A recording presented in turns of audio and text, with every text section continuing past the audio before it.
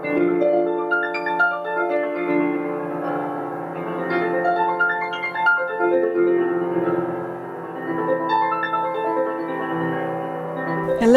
welcome back to this wonderful and enlightening series entitled The Law of Karma, Destiny and Choice.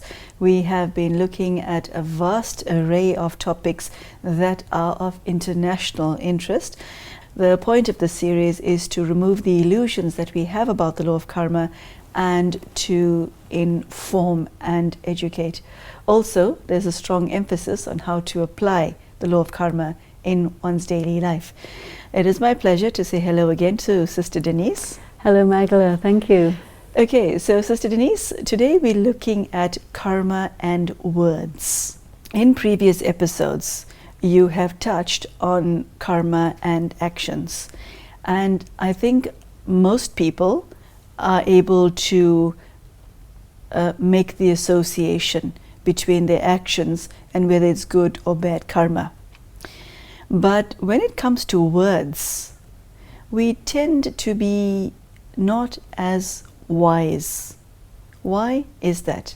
I think because we feel we can retract our statements and say, oh, I didn't really mean that, don't take it personally, things like this, right? Yes, those are commonly used expressions. Yeah, and we don't think words are actions, but they are.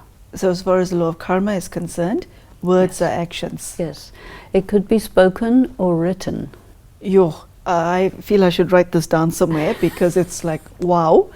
Okay, so tell us now where to go from here, what to do with this knowledge. Well, the first thing is to consider that every word has a meaning. So I cannot hide behind, I said it, but I didn't mean that. Whatever you say, there's a resonance that goes out. You know, there's an expression, the word was like a knife. Yes. You know? So you can be very cutting with your words.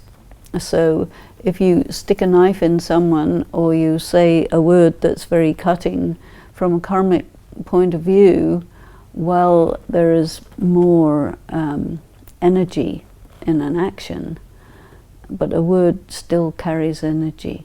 A word carries energy. Yes. Oh wow. Big secret. Revelation. Words carry energy. What you say has a huge impact on people. If you're a communicator, that's very influential. You're saying things that's affecting people's minds, people's lives, how people think. It's big. I think somebody said the pen is mightier than the sword. Yes, that one has been around for quite a while. The written word and the spoken word, that is also karma. There was something you said some time ago that people who use a lot of expletives are emotionally more healthy because they express themselves. I saw a study of that recently. I must say the findings surprised me. And then I spoke to a few colleagues who do. And they said, yes. Those words also create a vibration, which is negative. You have to pay for that.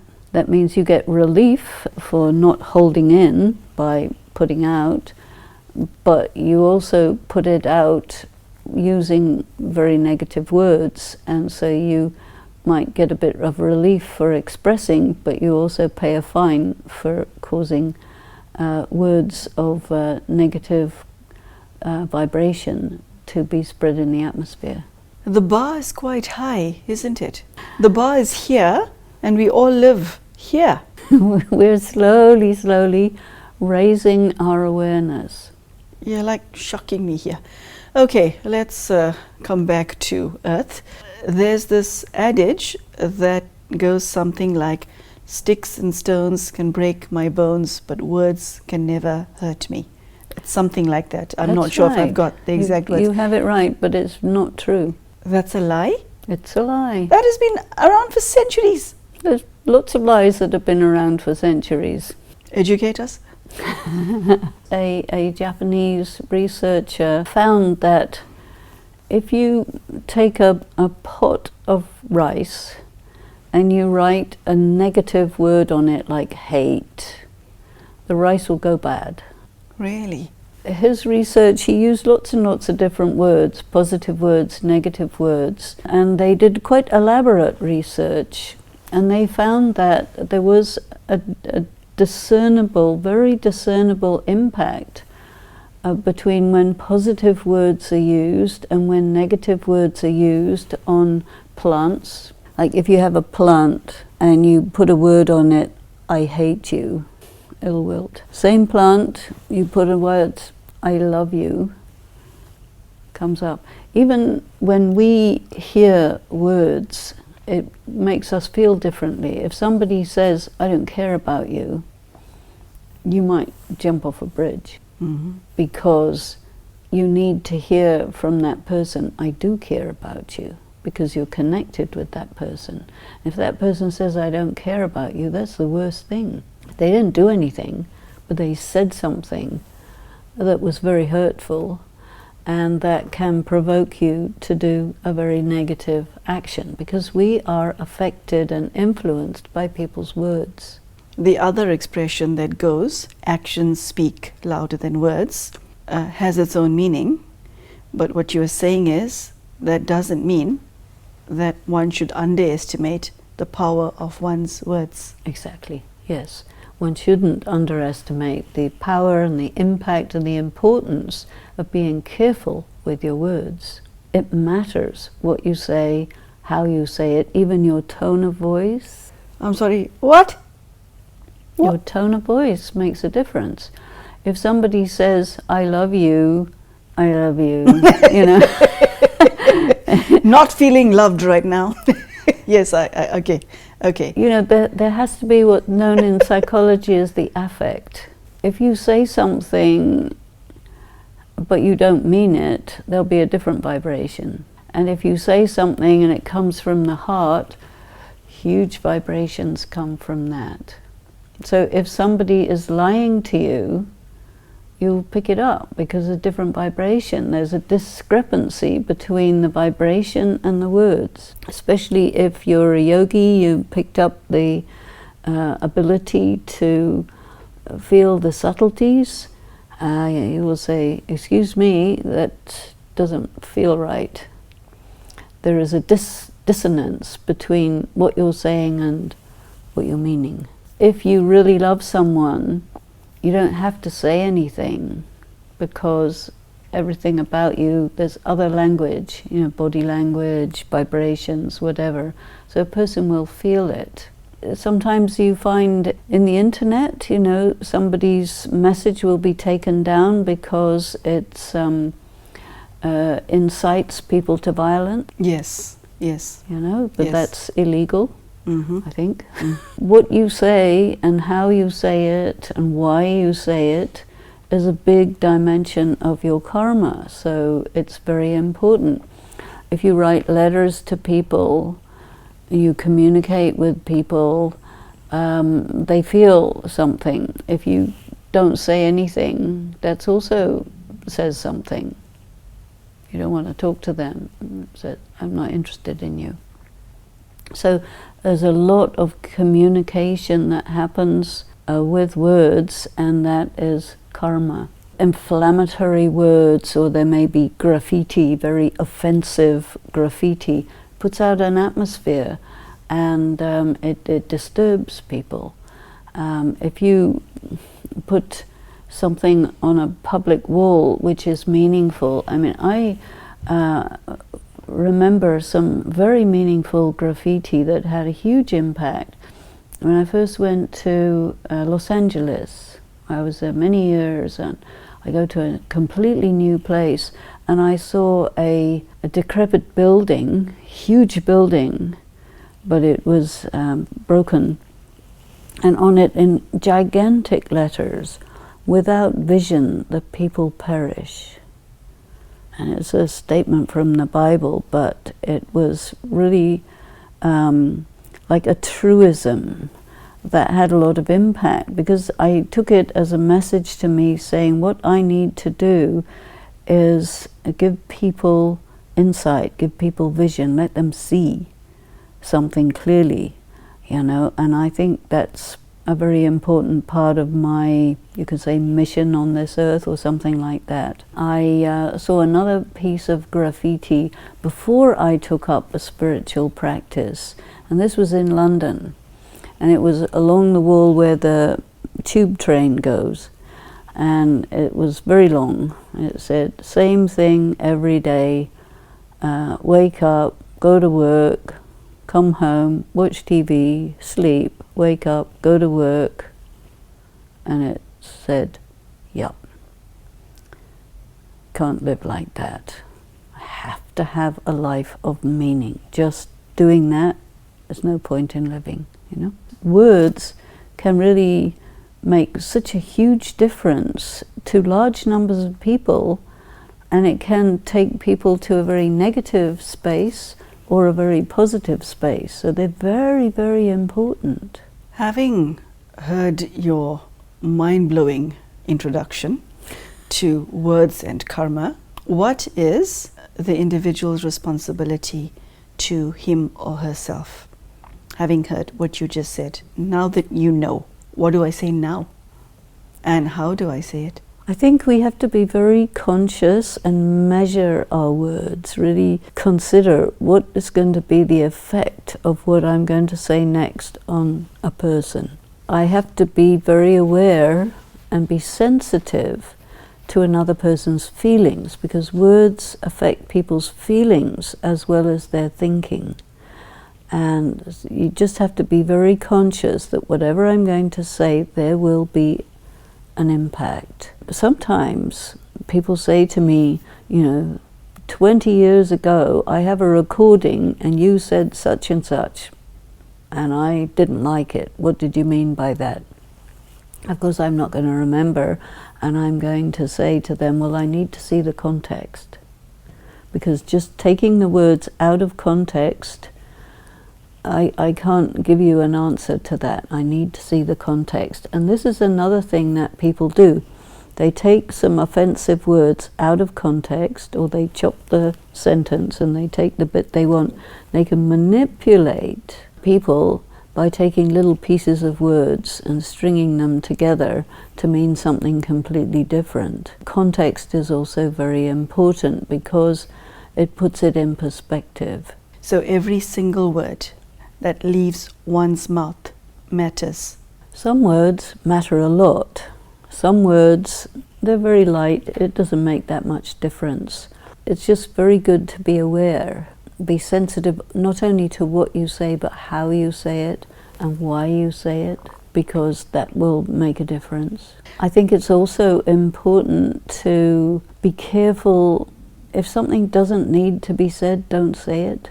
Oh, so you are economical with words as well.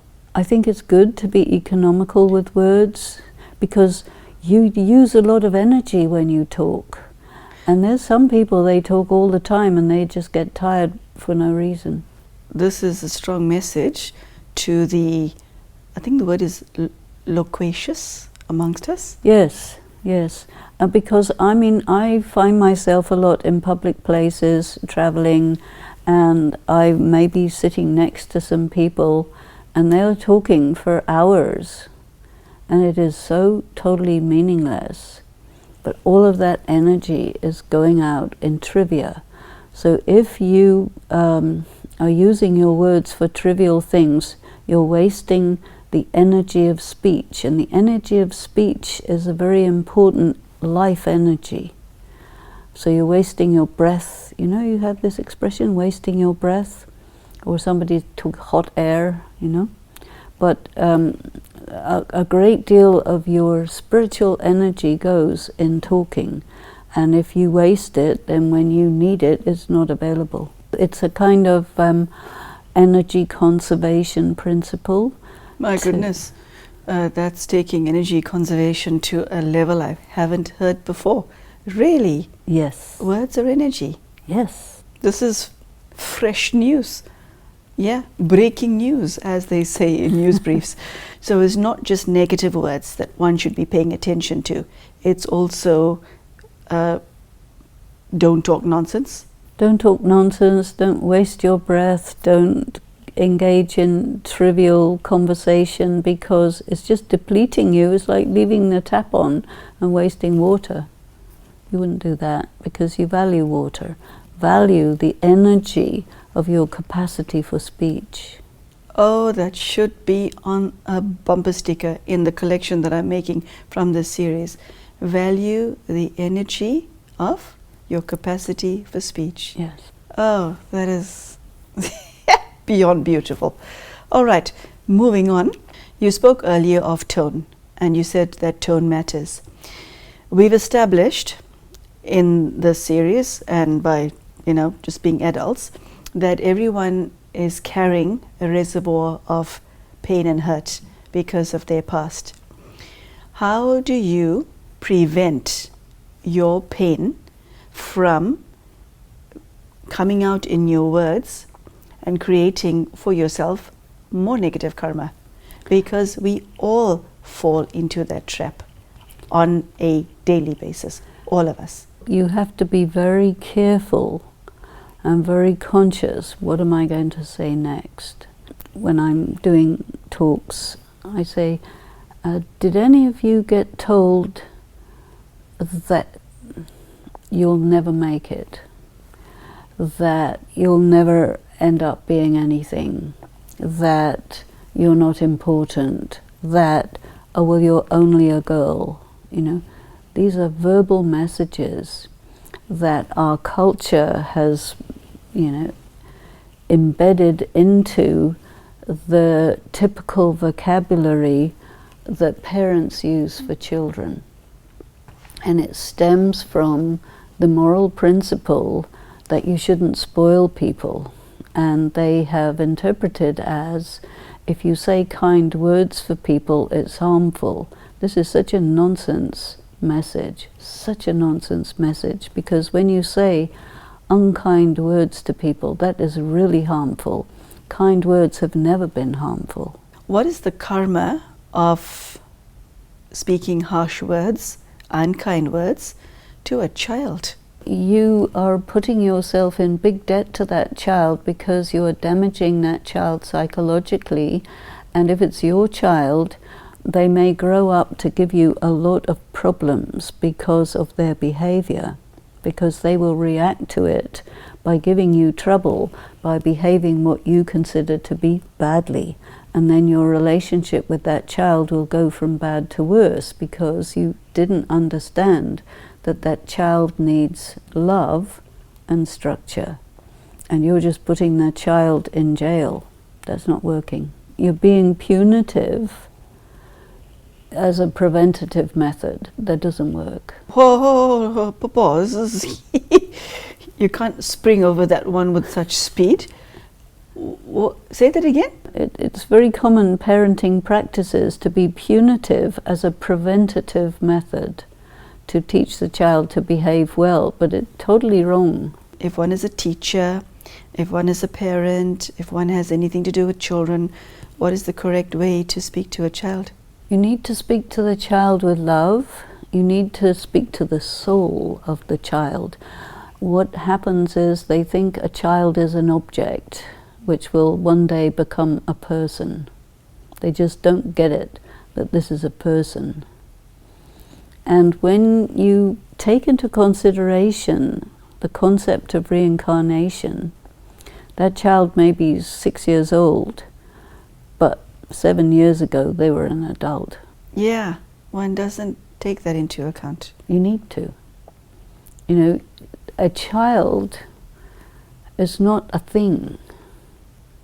A child is a being like you who acquired that body a few number of years ago. But that does not give you the right to behave under the impression that you are this great, amazing adult and that is a mere child. This is called prejudice against children. Tell us how we create, you use the word punya, don't you? Yes. Yes. Tell us how you create punya with words.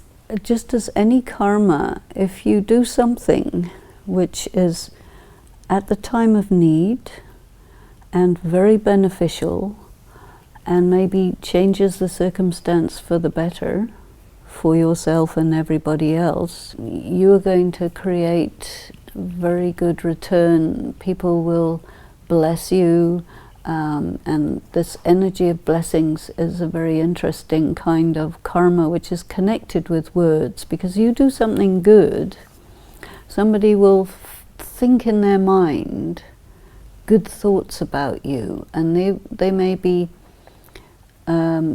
non-verbal thought words, because you think words in your mind, and those thought words are also sending an energy to you, which is a very beautiful energy to receive. It's the immediate result of doing something good verbally.